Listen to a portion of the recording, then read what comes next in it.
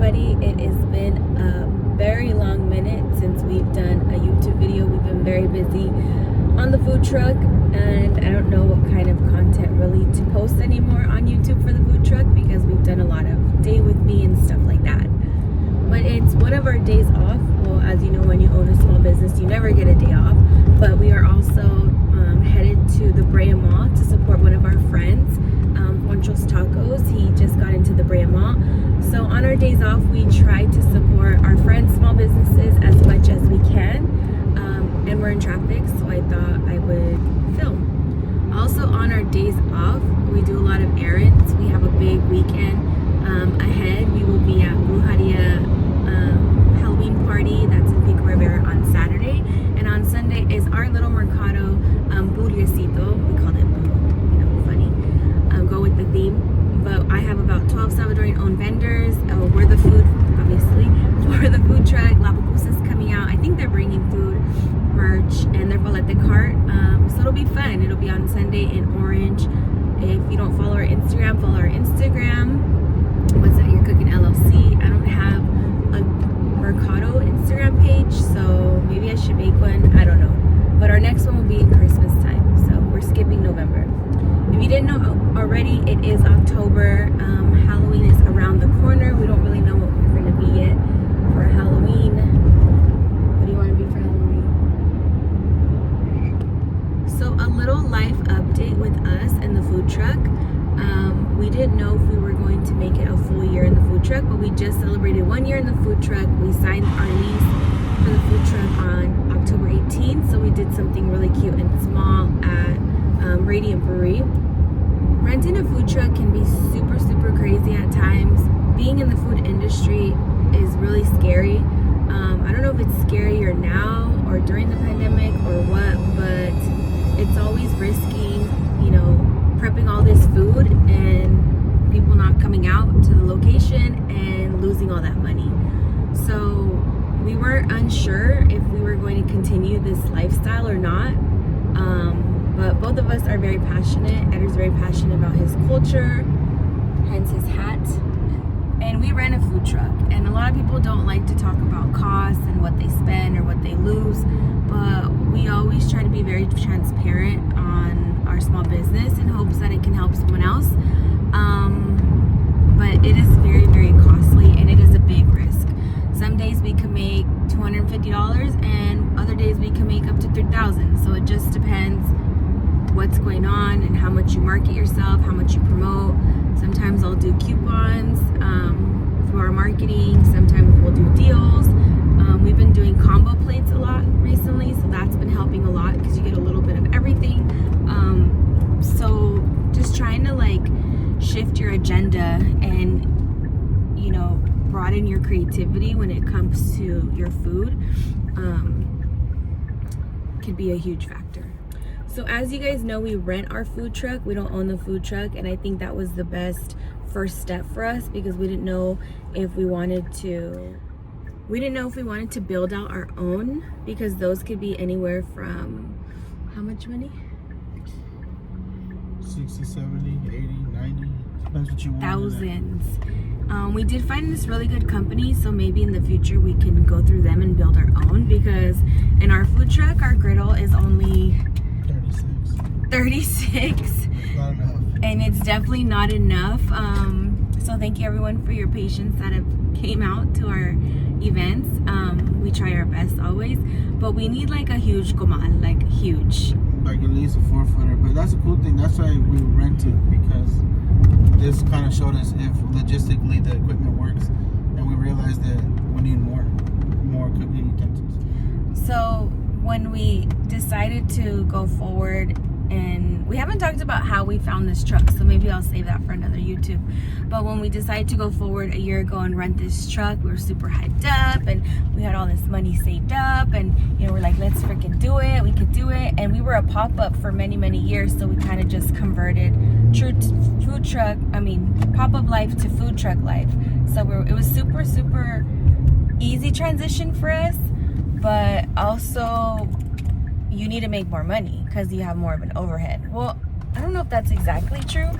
You do? I don't know if that's exactly true, because we did rent a commercial kitchen for the past couple years, and that was anywhere, because they go by hours. But I mean, during the pandemic, we were in our last commercial kitchen like 5 days a week, so we were probably spending about like $2,000 a month, plus materials, plus fixed costs, plus insurance, plus permits. So I don't know if the food truck is less or more. I'm not sure. We're still trying to figure that out. Some days are different than others. We just got to the Brea Mall, so we're gonna check out our friend's taco stand called Poncho's Tacos. Hector's known Hector and his family since they were kids playing soccer. So he just opened up at the Brea Mall. So we will be back. We're gonna check him out, have lunch. It's a soft opening. So come down to the Brea Mall. If you're in the OC area, I don't know if there's ever been a taco stand at a mall before. Nah, I don't think I like this, but it's a different style. Here's Trompo Pastor, so. Yeah, so we're gonna go check them out, and then we'll be back to talk about costs. Hey!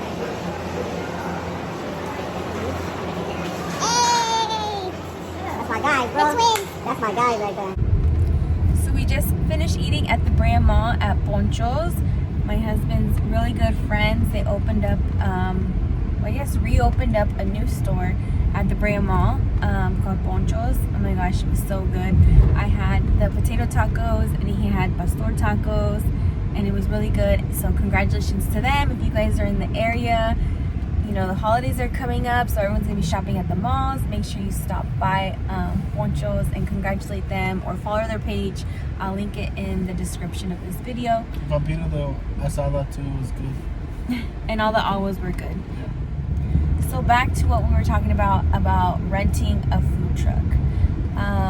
It's definitely a scary thing, but if you've already been a pop-up and been paying thousands and thousands of dollars for permits, for insurance, for renting a commercial kitchen, the transition is probably a little bit easier.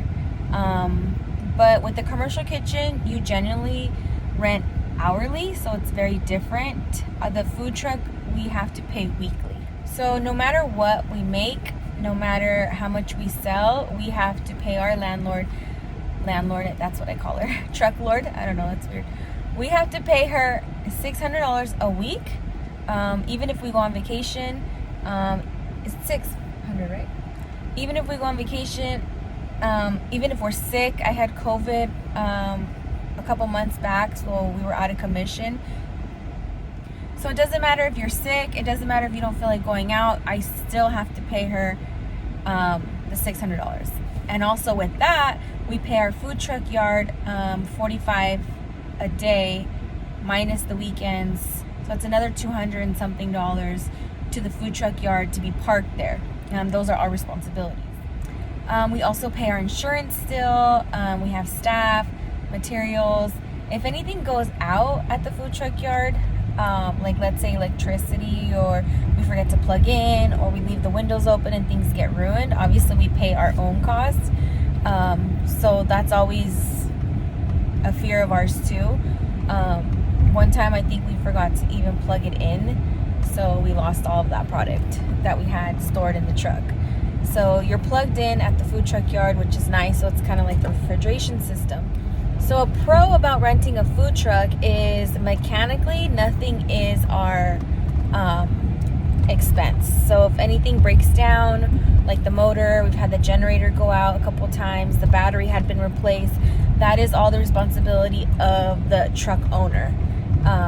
So that's a good thing about renting a truck, because things can get costly. Transmission, brakes, all of that above. So before you think about going to the food truck life, that's something to take into consideration of those costs, and always make sure you have backup money, always.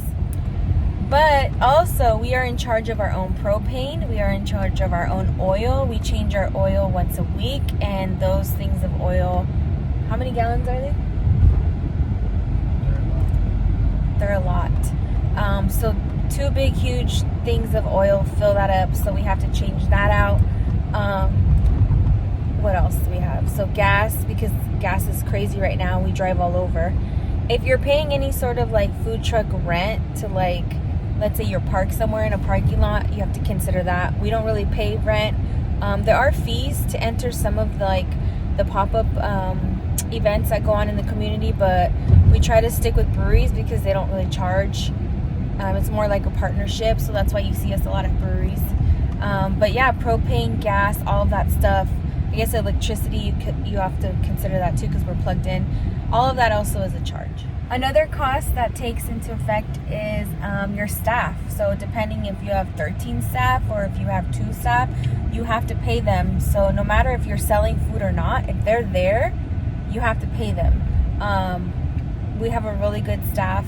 You know, we have on-calls and we have our right-hand man, Diego.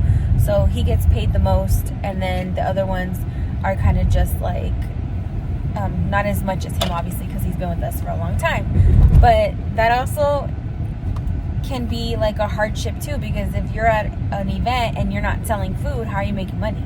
But you still have to pay your staff. So you always have to make sure you have a savings and, you know, all that stuff. So running a food truck, really think about it.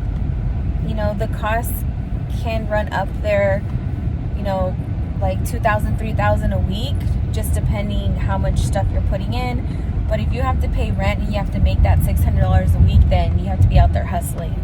But that's not including marketing. I use Square Marketing, I Instagram market, Facebook market, and all that could add up. You really want to pay for marketing and you really want to be on it. Sometimes I lag with my Square Marketing, which means our email subscriptions, but I'm always sending out coupons and updates and stuff like that. So you can go on our website, whatsthatyourecookin.com, and subscribe to our mailing website. When I don't do like coupons on Instagram anymore because we don't really have merch. But if you're trying to build a brand, another factor is merch. So if you're doing merch, you have to really push that out as well. So all of that marketing can also be sending your merch to influencers and stuff like that. So there's not a lot of food trucks that you can just rent like for the weekend or for like the day.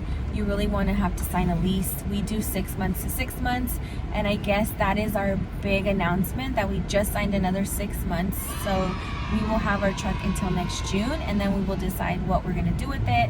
If we're going to keep it or continue this, because it all just plays in the factor of inflation, if we're selling, if we're doing our duties and putting ourselves out there.